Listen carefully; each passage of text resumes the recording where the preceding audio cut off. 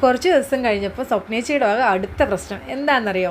ഫാലൂദ കഴിക്കാൻ കൊണ്ടുപോകാന്ന് പറഞ്ഞിട്ട് ആരും കൊണ്ടുപോയില്ല. എന്നാൽ പിന്നെ ഞങ്ങൾ ഇന്ന് പോയി കളയാന്ന് വിചാരിച്ച് ഞങ്ങളൊരു 6 പേര് രാത്രി 7 മണിക്ക് ഷോപ്പ് വിട്ട ശേഷം 2 ഓട്ടോ പിടിച്ച് കൊയിലാണ്ടി ബസ് സ്റ്റാൻഡിലേക്ക് പോയി. ബസ് സ്റ്റാൻഡിലെത്തിയപ്പോൾ എങ്ങോട്ട് പോകുന്നൊരു തീരുമാനം ഇല്ലാണ്ട് നിൽക്കുമ്പോഴാണ് നഫീസയുടെ അടുത്ത സജഷൻ.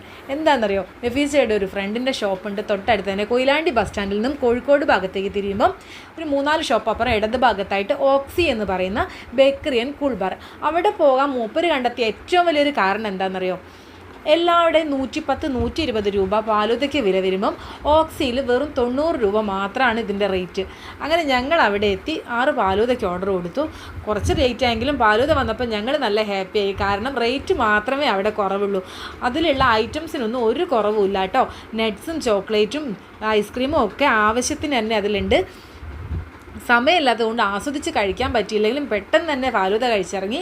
അതിന് ഏറ്റവും വലിയൊരു കാരണം 8 മണിക്ക് ശേഷം കോഴിക്കോട് ഭാഗത്തേക്ക് ലോക്കൽ ബസ്സുകൾ തീരെ കുറവാണ്, ഇല്ലയെന്ന് തന്നെ പറയാം. അതുകൊണ്ട് ഞങ്ങൾ വീട്ടിലെത്താൻ ലേറ്റ് ആവുന്നുള്ളതുകൊണ്ട് പെട്ടെന്ന് തന്നെ ഫാലൂദ കഴിച്ച് അവിടെ നിന്ന് ഇറങ്ങി. ഇനി അടുത്തത് എങ്ങോട്ടാണെന്ന് തീരുമാനിക്കാമെന്ന് പറഞ്ഞിട്ട് സ്വപ്നേച്ചി നല്ല ഹാപ്പിയിലാണ്.